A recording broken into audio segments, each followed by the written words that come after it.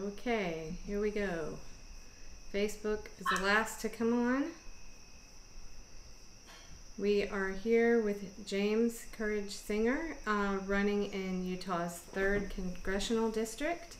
And James is a CFAR and a CWAC signer. And I'm going to give you the floor and let you introduce yourself. Okay, great. Well, like you said, I'm James Singer.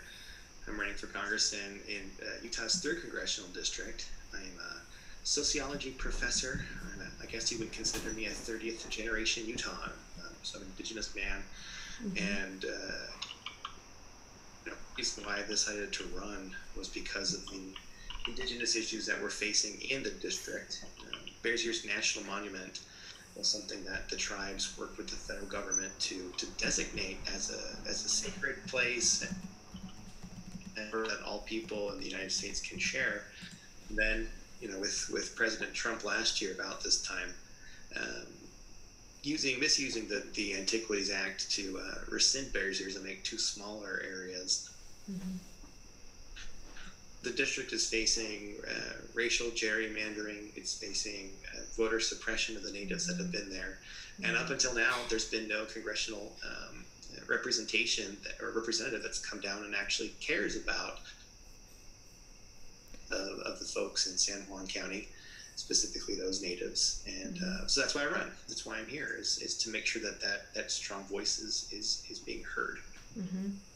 So I was looking at Ballotpedia and seeing that there are about 700, well, as of the 2010 census, 709,000 basically people in your district. And the voter turnout in 2016 looks to be about 285. Yeah, so pretty typical. So yeah, well, and also I did notice, as we've noticed with several of the candidates recently that we've been talking with in Utah, very heavily red districts. But I think it's important to remember that that's with such low voter turnout. And my feeling is always that with these candidates, no matter what party you're running under, whatever label you have, you all are pretty independent trailblazers. So I think that some of those people that don't usually vote might be more receptive to your message. What have you found with that in campaigning? I think that's exactly kind of what it is. Our races aren't really taken notice of by the national party much. Oh, you know what, James? We're having a little bit of sound. There's some pros and cons. Yeah, sorry, we're skipping. I don't want to miss what you're saying. Were you over in that other spot? Did you have? It's okay. We can. Let me see if this is not what I was expecting. I'm sorry about that. Don't worry about it at all. We've had people join from their cars before, so that's how this technology works. But okay, I wanted to see, since I had kids in the other room and they were making some noise, so maybe I might head back to the other one and get closer to that. Yeah, that's fine. So as I was mentioning about the district itself, or actually Utah itself, because it is the voting record as it has been, the National Democrats don't take a whole lot of interest in some of these races, and so there's pros and cons to that. The con is we kind of lack some of the resources that some of the more hot races get. But the pros to that is that there's a lot of independence that we have as candidates to try new things, to be innovative and test things. So really I see it as a proving ground where the risks are a bit lower than it would be in some of those high stakes races, but the payoffs can be so much greater. And so that's why, at least in my campaign, what I've been doing is taking a lot from what George Lakoff in some of his work with The Political Mind and Don't Think of an Elephant, talking about some of those value systems and focusing more on that. That seems to be resonating really well with the people that I hear. or the people that hear me, as long as they Right. can be around the events that I'm holding. And so I think that that actually has made a lot of headway into the third district. Other things that we're doing here that may be a little bit different is we're focusing on some of the issues that might not be of like the most hot button things nationally. So I do care about obviously the things that we're talking about nationally, like healthcare, being a state payer system, but also public lands. Utah, that's a very specific issue that seems to cross partisan lines. And so talking about the role of government being an organization or an institution that can empower and protect not only the citizens, but the land and the resources that we have, that seems to be doing pretty well. Obviously, there's people who will never like what I say, and that's fine. I've just been as cordial as possible, and that's kind of what you have to do in a race like Utah. You're going to attract more people with honey than if you're combative. So I've enjoyed it, and I've been very open about my political stance as a social democrat, within kind of the idea of a democratic socialist, and taking some very strong issues or strong positions on some of these issues, but being very kind about it, and I think it's done well here. I was listening to your launch speech, and I loved the story you told about your family on both sides and how different experiences they were, but similar in some ways. But the main message there is something we talk a lot about, is just the social economic mobility that your family had, and that I know my family had, but that is so much more rare to climb up out of having whatever you said your grandfather had 5 cents, was that it, in his pocket? My dad, he had 55 cents. Yeah. Oh, yeah. I mean, it's so much harder to do that now, and I think that's where there's a lot of disconnect with people, especially maybe some of the older generations having a hard time understanding. Millennials are paying, taking half their pay to pay rent, or their health insurance premiums or whatever, and to them they were able to climb up and do better, and there's so many more barriers now. So I thought it was interesting that you had that story in your family and you brought that around to current times. Yeah, I mean, I really enjoyed talking about that. Being a sociologist, we're trained to see social forces and social factors and institutional things like barriers. I feel very comfortable. It really just kind of feels like teaching the course, but to a much larger audience, and pointing out that difference. Like, I would be considered an elder millennial. I'm 36 years old, born in 1982, and the things that I've been telling the youth, the youth, the people about my age and younger, are the things that we have a different perspective on things. Like, our parents or even our grandparents, they went to school, they could work part-time during the summer and have enough to pay for the whole school year. Right. And I look at my students and I ask them, how many of you are working at least part-time? And it's easily 90% or more. And most of them are working full-time to try and make ends meet and go to school at the same time. And it's just kind of interesting, because we as a society have these norms where we want everyone to go to college, but we don't provide the means by which that's accessible to the most amount of people. And that is one large barrier then to social mobility in our country. And so we talk about these, and I talk about it with hopefully my future constituents, is that we have that American dream of social mobility, of working hard and picking ourselves up by our bootstraps, but that the things that are in place are keeping us from doing that. The rungs between on the ladder to move out are stretching so far that I said that, and this is what I've said many times, is that the income of the poor in the United States, the difference between the poor and the middle class is less of a jump than it is from the middle class to the very rich, and this has enormous antisocial behaviors or antisocial effects on our entire society, and just kind of talking about it different ways. And I'm not trying to to politicize it, but I'm showing that here's the evidence. But politics, these are political choices that we've made that have brought us to this point, and that we can make some good decisions politically, so that we can make the American dream much more accessible to much more people. It's interesting that you mentioned the local issues really do. You can cut across party lines and talk to more people. I think, the media is partly to blame on some of the bigger issues and sort of shaping the narrative and splitting people on that. But what are some of the things on Contract for American Renewal that really drew you to that? Are there top issues there? Some that are more important than others, or? Yeah, for me, campaign finance is of utmost importance. Like, when I look at how the concentration of power in our country, how that all works, it means that we don't have a democracy. Like, that is gone.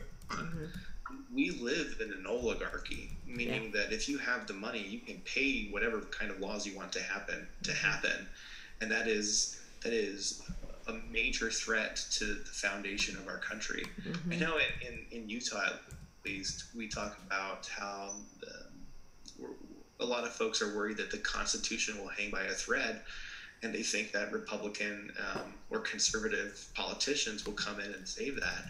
And I'm like, guys, it's the conservative politicians that have pushed us to this point. It is the hollowing out of the social safety net. It is the deregulation or finance industry. It is the offshoring. It is the privatization of so much of our public resources. That wasn't done by progressive people or progressive politicians. That were done by some very astute conservatives that used a value system to push that through to make us think that was American, and it's just not. It doesn't work. So seeing that part of campaign finance reform, like that just spoke to me, and that was the first thing on the list. I'm like, yes, this is something I'm on board with completely. We need to make sure that that's part of our Constitution. No argument with you there on the conservatives doing that. However, I think it's important to point out that Bill Clinton also passed a lot of things that. So that leads me to my next question. So did you consider running as an independent, or did you know that did you feel like, did you look at what you might be up against running as a Democrat? Do you feel like the establishment Democratic Party is open to your message? Do you feel like it's obviously still a battle within the Democratic Party that's still going on? I think there's a lot of progressive folks who vote Democrat in Utah, at least, but they aren't necessarily the ones who are running the show. Okay. Right. Makes sense. So, like, a lot of folks came out for the 2016 primary, and it was like almost 80% voted for Bernie Sanders. I saw that. Yeah. I think I'm going to show, if I can hopefully make sure I get my screen share working properly here. Just one second. I'm going to try this because I love referring back to this, because to me, seeing what that support was for Bernie in the 2016 primary really shows how open people might be to an independent-minded candidate, progressive candidate like yourself. So let me just, if I can get this. Yeah, while you're looking that up, I consider myself, I've been unaffiliated for forever, pretty much. And so I consider myself an independent progressive. But when I was approached by some party leaders to run in District 3, I was a little skeptical at first, but they assured me, this should be good. It's a good platform for you to talk about the issues that you care about, like tribal sovereignty and missing and murdered indigenous women, and like the community of Westwater that borders Blanding and has no running water or electricity and hasn't since 1948. And like, these are things I want to talk about.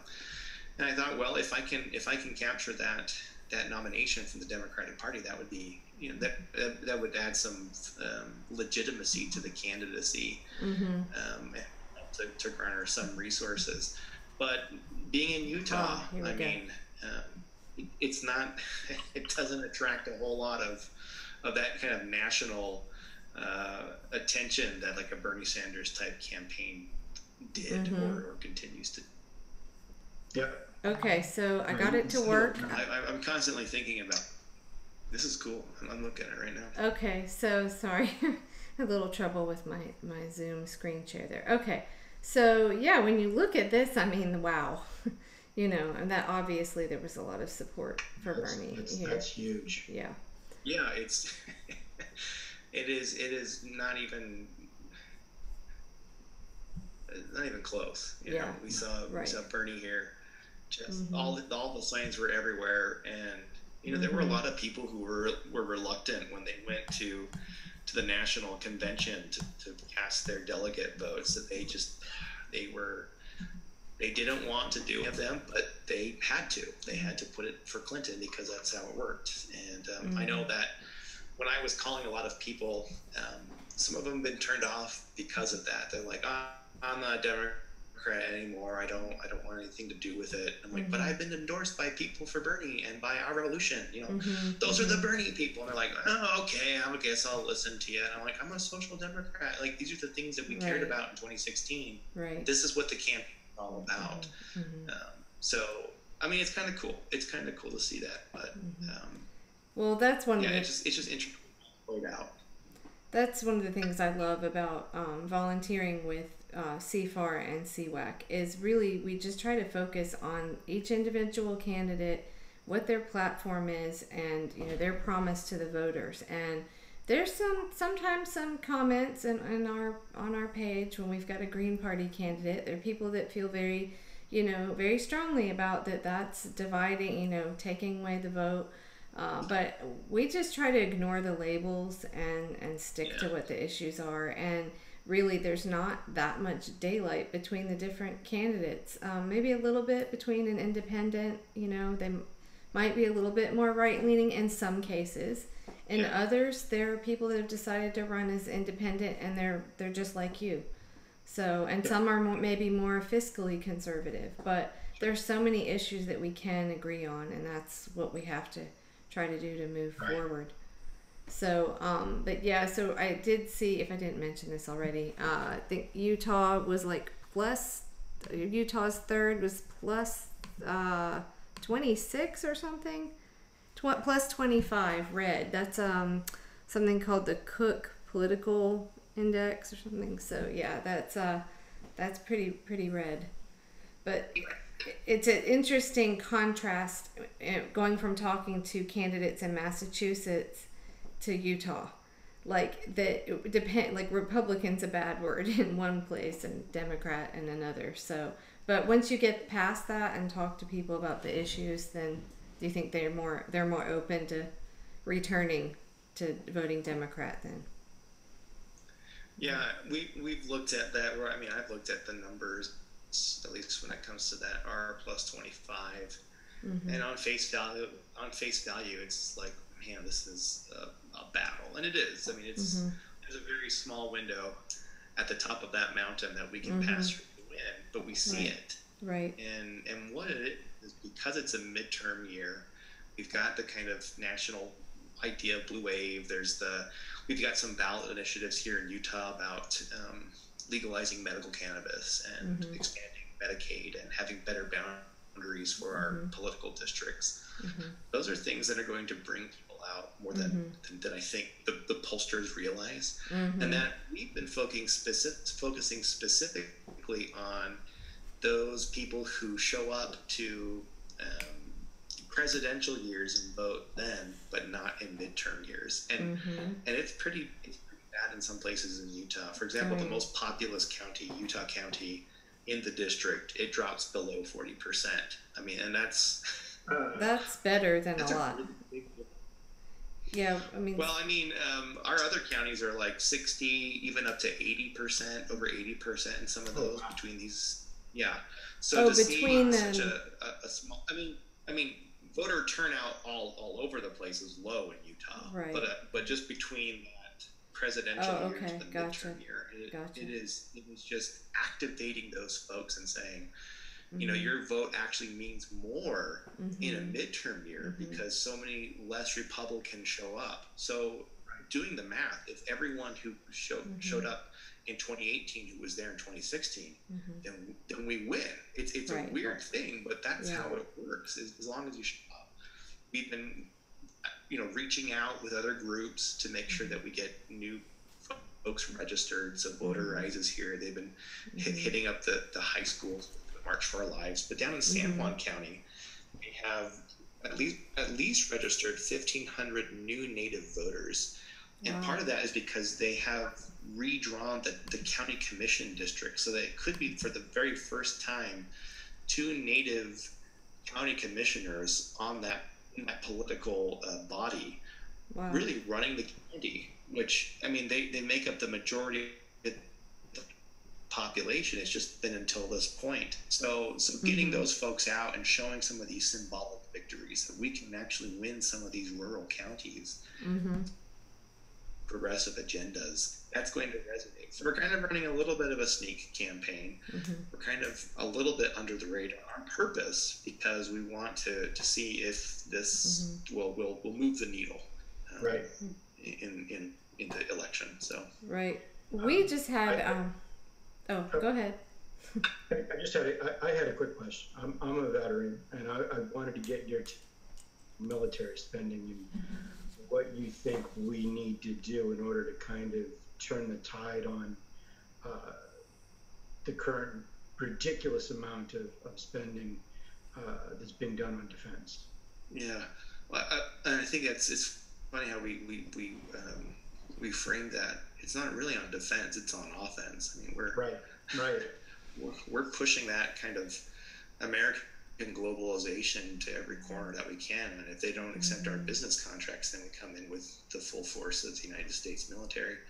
And I don't think that that's where we should be heading. I think a lot of that, if we can combine some of the mission of the military and the Department of the State into diplomacy, I think at the turn of the last century, this was the thing that we were pushing. They just finished the Great War, and they were like, we need a body in which we can actually have diplomatic relations instead of blowing each other up. And now we see, I mean, as Eisenhower quoted, a sociologist, by the way, about the military-industrial complex that is thriving right now in our society, and it is showing that if we care about values of democracy and equality, that we're going to treat other nations as if they are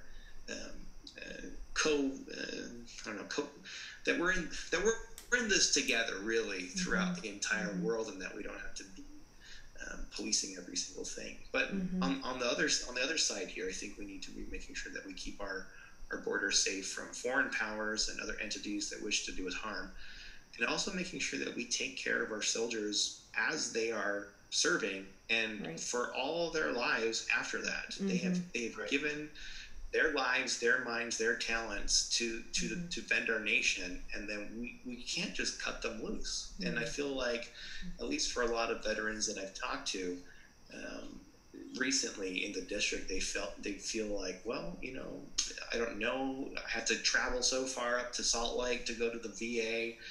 It's good care, but it's not close, and I'd like things to be closer. I feel like there's a lot of stigma when it comes to mental health issues that aren't being addressed.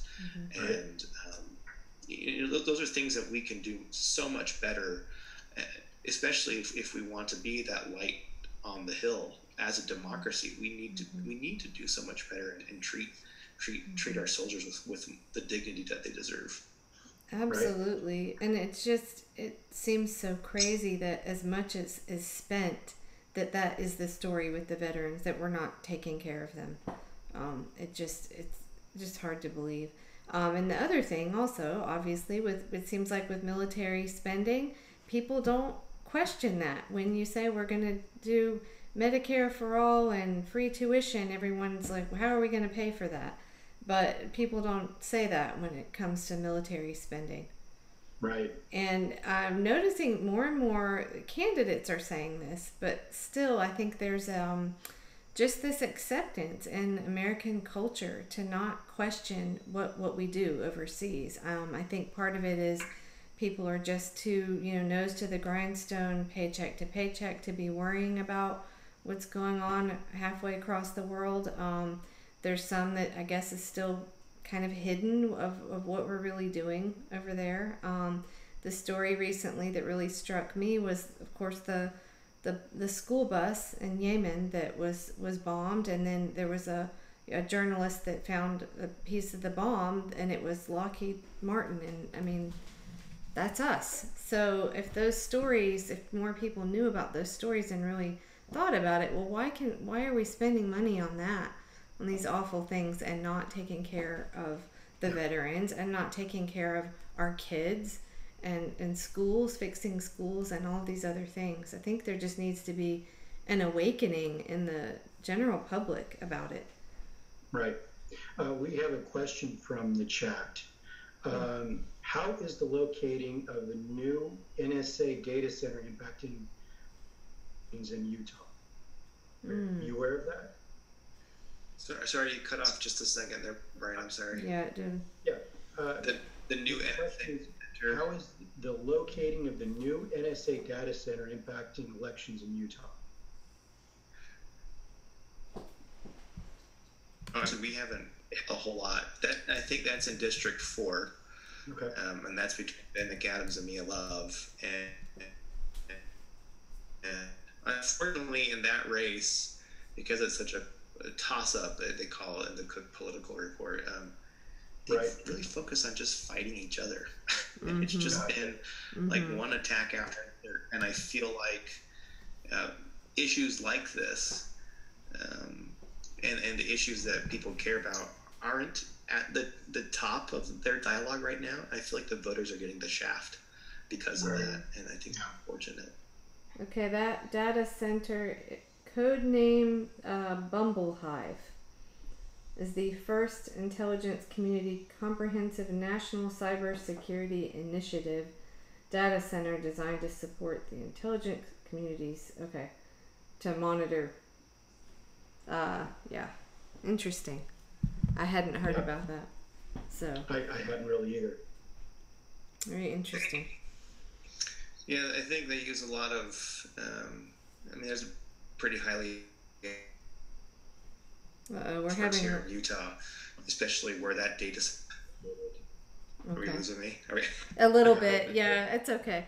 Well, that brings me to a question about your opponents, or you could speak on, other parts of Utah. Open Secrets is always a great site to go to and to see, if you want to know if your candidate is going to do what they're saying they're going to do, you might want to look and see who's funding them. So do you want to speak on that a little bit about your opponents? I see, you've been bankrolled by lots of big money. I'm being sarcastic. You have a lot of great individual contributions, it looks like. But totaling what? Looks like... I don't know. The exact total is here. That's not current, I think. Well, do you want to speak on where donations are coming from for your opponents at all? Yeah, for my opponents, primarily with Mr. Curtis, who's the incumbent for a year. He's received a lot of those from looks like banking and oil and fossil fuels, and some of local industries when it comes to telecommunications, I think. We have the Silicon Slopes, which is kind of a big thing right now in Utah County, where a lot of some of these tech companies are starting to relocate or having some offices there, because there's just a great pool of employers, and a lot of folks want to be close to the things that make Utah really great, which are the outdoors. So I think some of those are funding his campaign. But when it comes to individual donors, we're not that far apart. And I'm just the person who who has made explicitly that I will not accept money from those kinds of industries, and that puts us at a disadvantage in that way. But it also makes our moral and ethical stance that much stronger. And I think that should resonate with people in Utah. I think we're very concerned about that kind of stuff here. The things that I've noticed, though, is that when he was mayor of Provo, he contracted like an HR type headhunter group to look for a new police chief, and they got him from, I think, Maryland, and he was the police chief for a number of years, for like 5 years. But while he was there, he was sexually assaulting at least 5 of his subordinates, and and the mayor knew about this specifically, but didn't, kind of met with them one-on-one and said, let's go through the trainings, let's deal with it that way, and pretty much swept it under the rug and tried to keep it out of the public eye. And then what had happened after that is it happened another time, and so the police chief was dismissed, but they ended up using some of the taxpayers' money to throw him a going away party, and he said it was for family reasons that he was retiring. So, I mean, this is the kind of that we're dealing with. When this came to light after he was elected, he said that this would probably affect some of his fundraising capabilities, and this is the big strange thing that we see, is that this is out in the open. We see him being dishonest about this, trying to come to terms with this, and yet the people are still largely behind him. There's just that big disconnect, and in the end, it ended up costing the taxpayers and the insurance company $750,000 to settle that outside of court. And I feel for the victims that had to do that, and this is the leadership. This is the leadership that we've decided to elect to Congress. He's saying that it was going to affect him, and then it hasn't. And the local newspaper here in the state, the Salt Lake Tribune, said in any other place, this would have sunk his ship. But here we are in Utah, where that tradition of just voting Republican is so strong that it can overlook some of these atrocities, these moral deficiencies, and this lack of leadership. And then to see that mirror then with some of the Kavanaugh hearings, and how it's just like, this is very explicit. There's someone here who's saying something has happened, and Kavanaugh does not show remorse for it, and yet is confirmed to the Supreme Court. And I find that to be just... It's hard to comprehend that.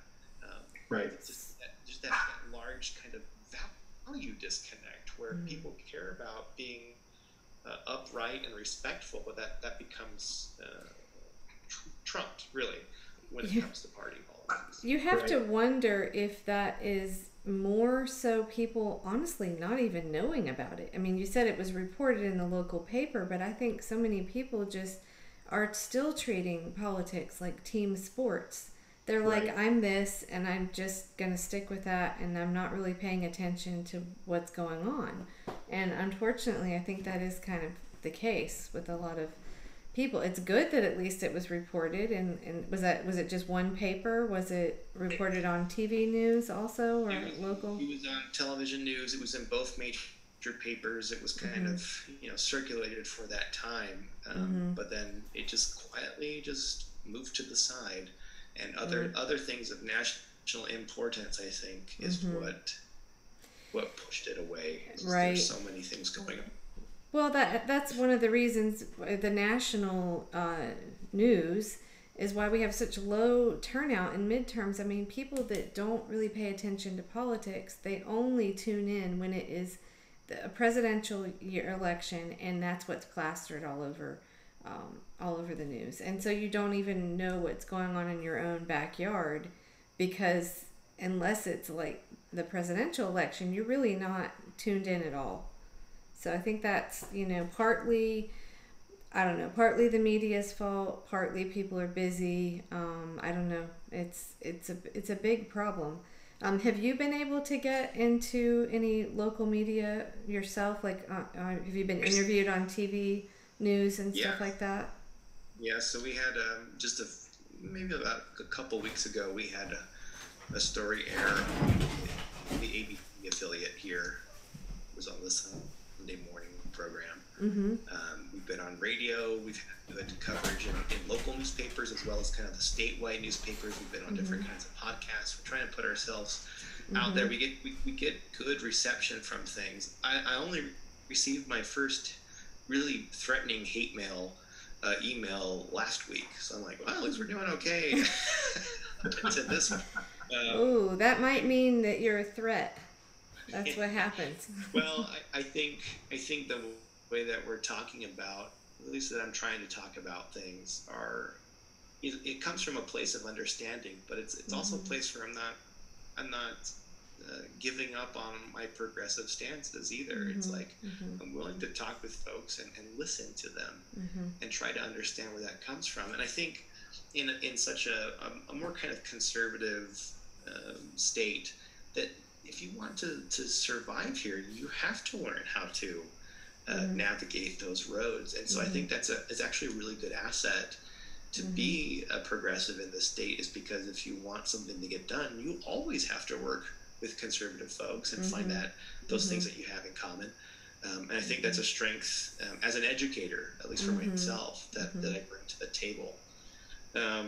So there's those kinds of things that I think are kind of fun to talk about. But you mentioned something about people being busy and not paying attention to that, and this is like one of the main focuses of my campaign is to talk about that. It's like, what is it about our cultural traits right now that are keeping us from connecting to one another, from caring about each other? And we're looking at things like economic inequality. We look at gender wage gap is the largest here in Utah.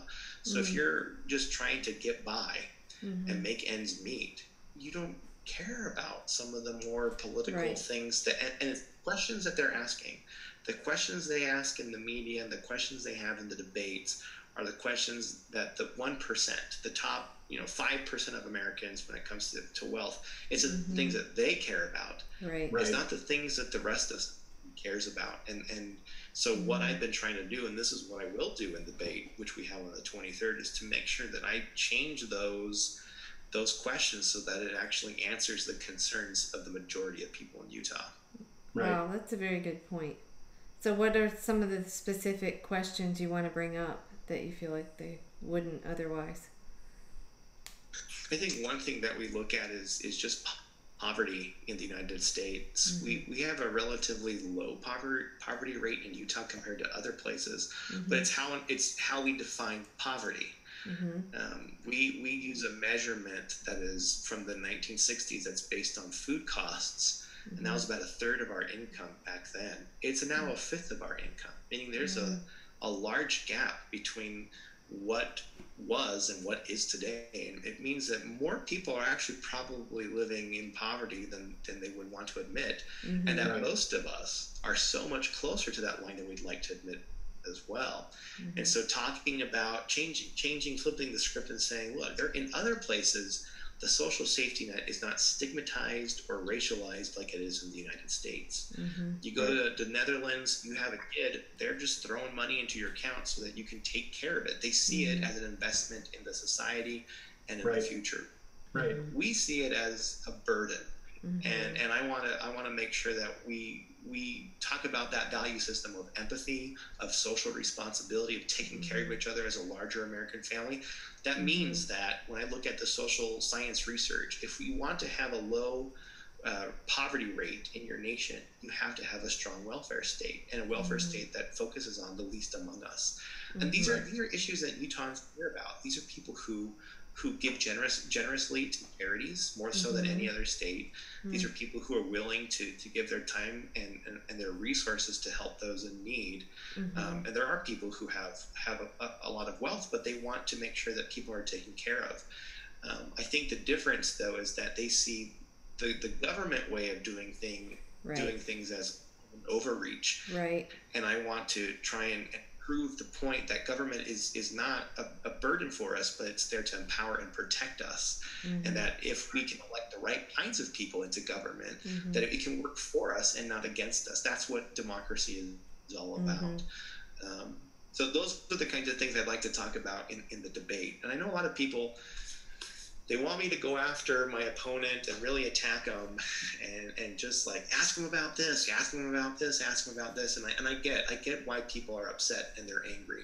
But I want my message, and which comes from my kind of indigenous background, to be one of hope, to be one that has a vision for the future, not just 2 years for the election, but the next generation, the generation after that. That needs to be something that we strive for, not just fight against. And you know, I feel good about it. That's who I am. If I were to attack my opponent straight up, I want to hold them accountable. Don't get me wrong, but I don't feel that it's absolutely necessary in our politics to have what we're all tired of seeing in our politics, which is people attacking each other all the time. Right. And so we'll see if this approach, you know, if it pays dividends or not. But I'm not afraid to do different things to make sure that we create the kind of politics that we want. The other thing about this, though, is I want to talk about being a millennial candidate. Is that, you know, recently the UN put out the report that by 2040, unless there's major changes and some intervention through governments, that it's over. Like, we're going to be in a really rough place when it comes to climate change. I'm 36. If I have to wait those 21 years, I'm going to be as old as my opponent right now. I can't wait that long to go into Congress. We need action now. And it means that people my age need to step up and vote. And it means that I have to run right now and not wait 20 years for things to change. And I hope I can make that point clear in the debate as well. Now, an environmental issue, I think that's a great example of something that, if you talk to most conservatives or most Republican voters, that's just not something that's big on their list. They don't think it's a big deal, you know, polar ice caps melting. But I would bet that if you start talking about something that's local, right there in their backyard, that's something that's polluted or somehow affecting them or someone they know, then all of a sudden, then it hits home. And I think maybe it's just human nature in a way to do that and not be, and again, you see what is in your world right there. So do you think that's true with an environmental issue? Oh, absolutely. I think there's been a lot of movement in the grassroots around our air quality in Utah. Because we live in these mountain valleys, what happens is we have these inversions where warmer air kind of sits above the mountains and this cooler air stays in the mountains. That's kind of a normal geographical phenomena. What's bad, though, is when you put an entire population in those mountain valleys and then pump out all of the carbon dioxide and the methane gases and all the other point sources of pollution. We see it. We see it there. It covers everything every winter. And the science behind this, the health science behind this, has shown that people die every year because of that in Utah. Like there's a direct correlation to that. Those particulate matters at 2.5 microns, they go into our bloodstream, they lodge into our brains. They put our youth and our elderly and those who are most vulnerable at risk more than they should have to be. And the conservative way of dealing with this has usually been, well, let's let individuals make those choices to do that. And I don't want to on the air you're breathing. For us to do that. I'm sorry? I'm saying to make your choice on the air you're breathing, I don't think you really get a choice on that. Well, like what they're talking about is, hey, make sure you buy solar panels. Make sure you buy the electric car. Make sure you decide to take public transportation instead of creating an environment, a systemic environment. And this is where I think a progressive like myself is going to make a lot more sense, is because we want to create systems so that people are encouraged to actually make the actual choice. A lot easier to do that. Like if people want to take public transportation to have better environmental or air quality, then offer those on those bad air days, offer public transportation for free. And make sure that you run routes more often and make sure they go to the places that we want. And they don't do that. And I think that's something that as a congressperson I could do. I could put those resources aside and say, look, we know when the bad days are coming because we understand meteorology. We know that we shouldn't be doing these kinds of things. Here are specific policies and we got policies that we can do that will clean our air up. It means taking public transportation. It means that we move away from coal-fired power plants. I mean, we're Utah. We have so much sunlight here that we can power our entire state if we wanted to. If we had the political courage to do it, we could power the whole thing through solar and renewables. But you know, it's all tied to the money and these industries, and I just want to make sure we point that out. Yep. Now there has been a lot of coal. Are there still a lot of active coal plants there now? Okay.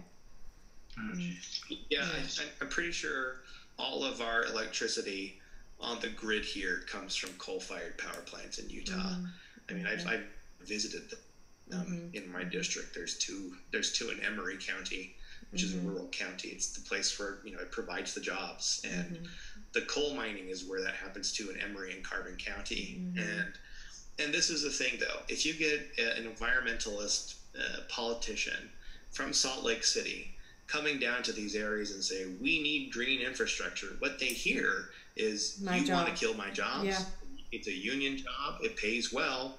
If that's gone, where am I going to work? I'm going to work at the Walmart, which doesn't pay well.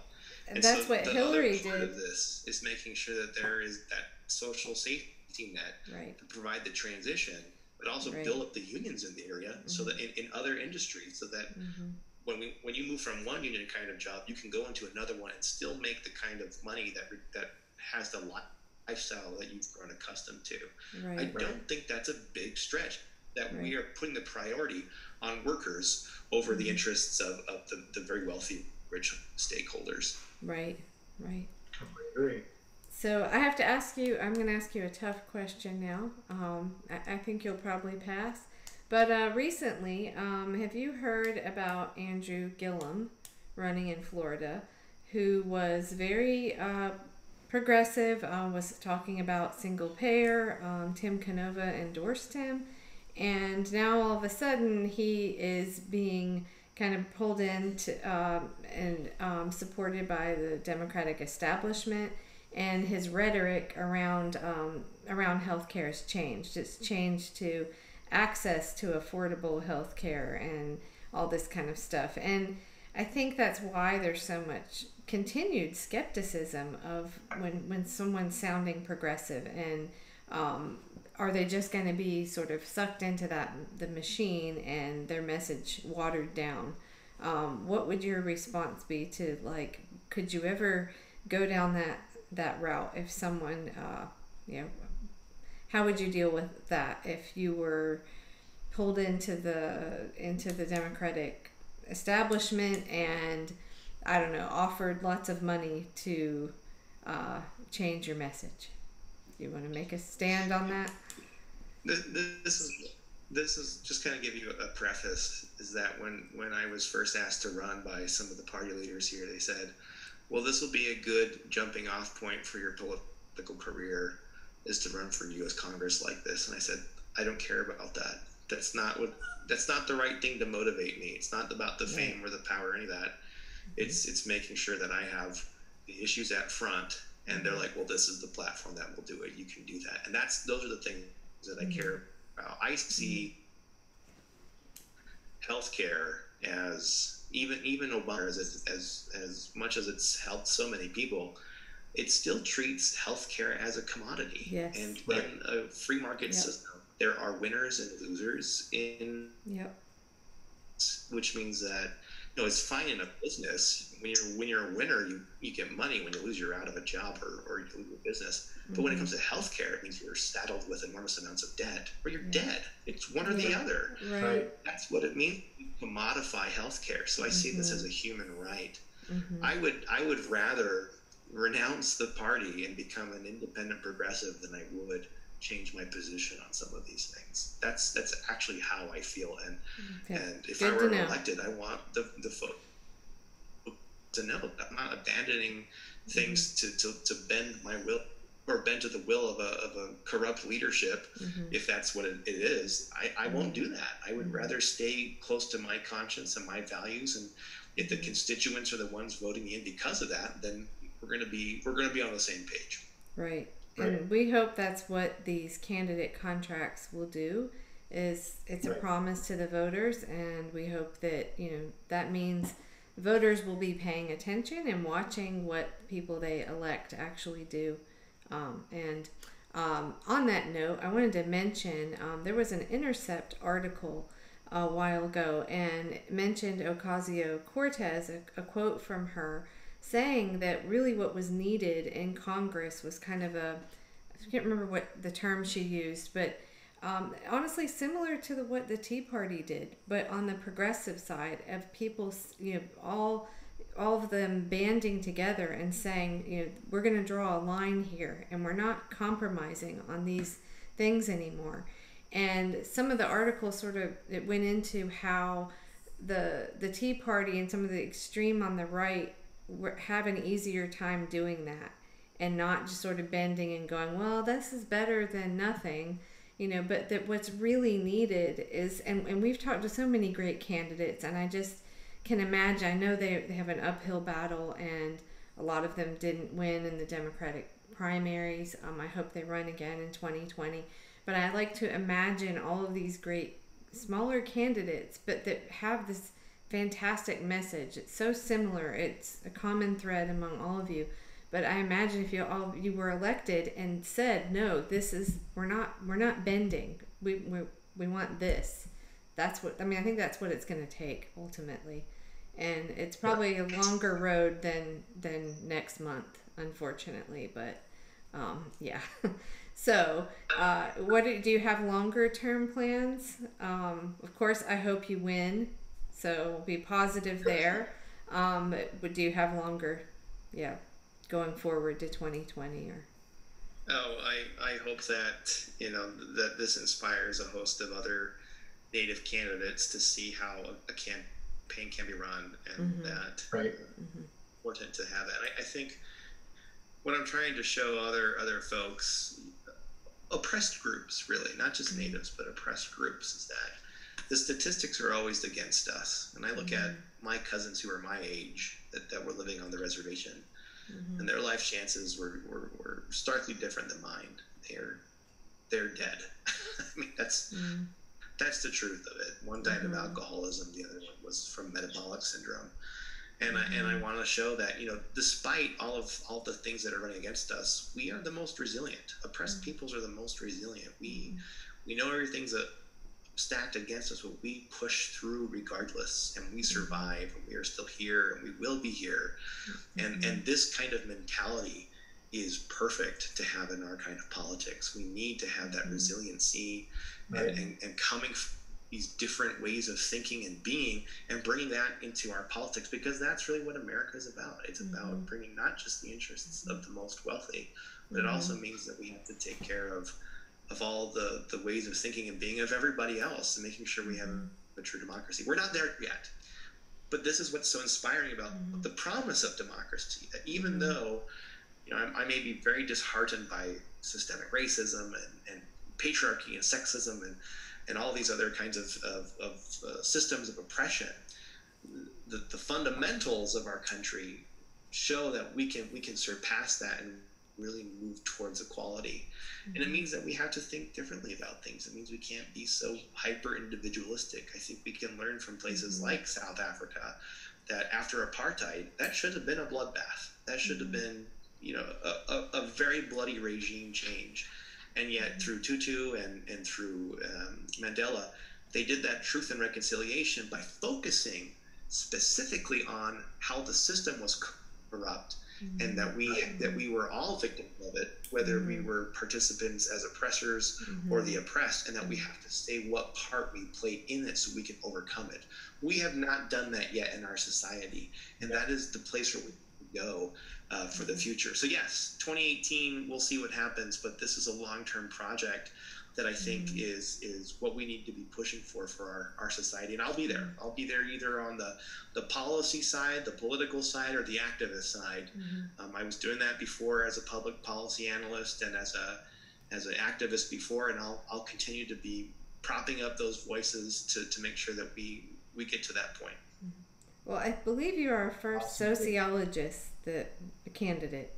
we recently interviewed a minister. It's very interesting where people come from, what their background is, but I love your perspective. It's a different one from sociological point of view. Just what you were saying about and how you talk about poverty and stuff. So I hope that you're able to get those questions in at the debate. I think just doing something different too would get people's attention, and just being real. Right.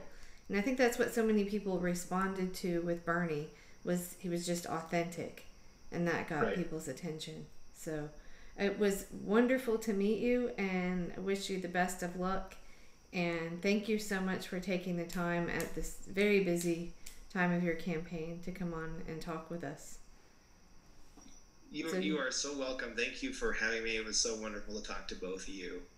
Okay, awesome. Anything else anything we didn't cover that you want to say, or? Well, there's so much, but I think we're okay.